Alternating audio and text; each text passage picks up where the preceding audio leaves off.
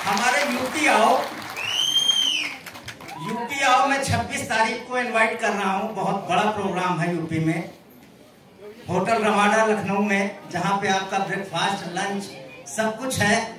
और आपको यहाँ एनर्जी मिली, वहाँ भी बहुत एनर्जी आपको मिलेगी। तो बहुत जबरदस्त प्रोग्राम 26 तारीख को है। मैं देख रहा था बहुत सारे लीडर स्टेज पे आ रहे हैं, लेकिन लोगों के अंदर एक्साइट, मेरे यूपी में तो सीटी भी बजाते हैं, ताली भी बजाते हैं, सब कुछ करते हैं। लग रहा है यहाँ पे 80% शादीशुदा लोग बैठे हैं। वो आसमान में उठा लो 8-10 फीट, तो वो रोता है कि हंसता है? हंसता है। अगर मैं आपको उछालूं, आप क्यों? क्योंकि आपको उछालने वाले पे विश्वास नहीं है, उस बच्चे को उछालने वाले पर विश्वास है कि वो मुझे गिरने नहीं देगा। आपको ये विश्वास होना चाहिए। इस कंपनी की कमान जिनके हाथों में है, चाहे पाटिल सर हो, शशि सर हो, खलाटे सर हो, ये विश्वास रखो कि कभी गिरने हमें नहीं देंगे। आज 15 साल व्यतीत करने वाली जरा भारतीय कंपनियों के आप कुछ नाम बताओ जिसने 15 साल पूरे किए हो। दोस्तों 1-2 नाम आएंगे, उसमें धनवंतरी ही होगी। कोई कंपनी नहीं है जिसने 15 साल भारतीय कंपनी ने इंडिया में पूरे किए हो। तो आप विश्वास अगर खुद पे है कि मैं जीत सकता हूं, मैं क्राउन इन्वेस्टर बन सकता हूं, तो आप बनेंगे। विश्वास पे एक छोटी सी कहानी भी मुझे याद आ गई 2 मिनट की। एक बंदे को अमीर बनना था, तब नेटवर्क मार्केटिंग नहीं थी। तो उसने गांव के एक बुद्धिमान व्यक्ति से पूछा कि भाई अमीर कैसे बनूं? उसने कहा पूजा कर लो, तपस्या कर लो और वरदान मांग लो भगवान से। तो वो बुद्धिमान व्यक्ति जल्दबाजी में था, वो बोले किस भगवान की पूजा करो? तो उसने बोल दिया कृष्ण भगवान की करो। तो मार्केट जाता है, कृष्ण भगवान की मूर्ति लाता है और मूर्ति ला करके एक अलमारी में रखता है और 4-6 महीने खूब पूजा करता है कृष्ण भगवान की। लेकिन प्रकट तो हुए नहीं, वरदान मिला नहीं। तो वो आदमी फिर उसी व्यक्ति के पास पहुंचता है, बोला यार मैं 6 महीने से तपस्या कर रहा हूं, लेकिन मुझे तो अभी प्रकट हुए नहीं भगवान की, मुझे वरदान दे दे, अमीर हो जा। तो बोले किस भगवान की पूजा करो? बोले कृष्ण भगवान की। बोले तुम गलत भगवान की पूजा कर डाले, पैसा देने का, वरदान देने का काम तो लक्ष्मी जी का है। तो बोले ये 6 महीने मेरे बर्बाद हो गए क्या? बोले हाँ, अब लक्ष्मी जी की जाके पूजा करो। तो मार्केट से मूर्ति लाता है लक्ष्मी जी की और बोलता इसको रखो कहाँ? तो जहां पे कृष्ण भगवान थे वहां पे लक्ष्मी जी को रखा और कृष्ण भगवान को उठा के उसके ऊपर वाले खांचे में रख दिया। बोले अब तुम्हारी पूजा नहीं, आज से इनकी पूजा करूंगा, क्योंकि मुझे अमीर लक्ष्मी जी बनाने वाली है।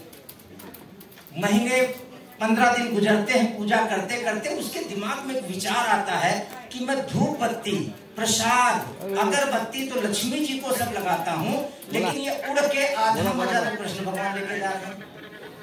मुझे वरदान मिलने में देर होगी, ये आधा मजा कृष्ण भगवान क्यों लेके जा रहे हैं? ये लेके न जाने पाए, इसका उपाय करना है मुझे। तो उसने बगल में रुई रखी थी, कृष्ण भगवान के नाक में घुसेड़ दी कि ये सुगंध न लेने पाए। उसका फिर पूजा करने लगा, लेकिन मन फिर भी नहीं भरा कि हो सकता है अभी भी हल्की हल्की सुगंध कृष्ण भगवान ले रहे हो, मैं पूजा तो लक्ष्मी जी की कर रहा हूँ। तो उसके गले में गमछा पड़ा था, वो कृष्ण भगवान की मूर्ति पे लपेटने लगा। लपेटते लपेटते खूब टाइट किया और फिर गीठा मारना शुरू किया कि सुगंध न ले पाए। जब उसने आखिरी गीठा मारा, कृष्ण भगवान ही प्रकट हो गए। बोले क्या चाहिए मांगू? बोला अब तो टेंशन हो गई, मैं तुमसे दुश्मनी कर रहा था, मैं तो चाह रहा था तुम मेरी पूजा का एक अंश लेके न जा पाओ, तुम क्यों देने चले आए? आना तो लक्ष्मी जी को था, जिनके लिए मैं आपसे लड़ रहा था, तुम क्यों आ गए? पहले इस बात का जवाब तो बाद में वरदान दो।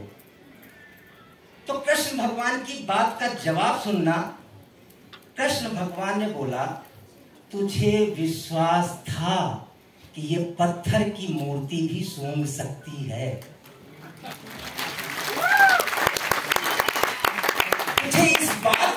बिलीव था कि ये पत्थर की मूर्ति सूंघ सकती है, तेरे उस विश्वास पे। हम लोग भी पत्थर जब पूछते हैं तो ये थोड़ी लगता कि ये सूंघ सकती है, मेरा प्रसाद खा सकते हैं। ये बिलीव नहीं था। तो विश्वास चाहे आपका अपने पर हो, कंपनी पे हो, मैनेजमेंट पे हो, प्रोडक्ट पे, अगर विश्वास हिला तो आप हिले। दोस्तों, हम लोग ऐसी इंडस्ट्री में है जिसका कभी डाउनफॉल आने वाला नहीं है।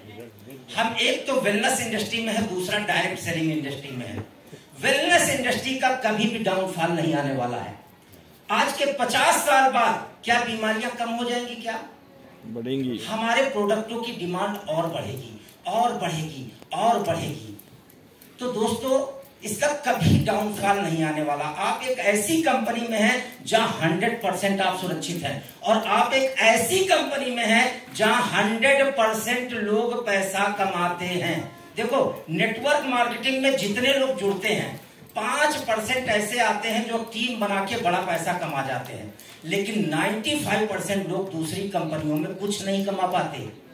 आज धनवंतरी ने जो ये प्रोडक्ट आपको दिए है ना, जितनी महिला साथी हैं, अगर टीम नहीं बना सकती तो अपने घर पे मिनी फ्रेंचाइजी लेके 25-50 हजार 1 लाख का माल रखना और आसपास मोहल्ले में वर्किंग करना, आराम से 25-50 हजार रुपए महीने की अर्निंग कर सकती। ना कोई लाइसेंस लेना, ना कुछ लेना।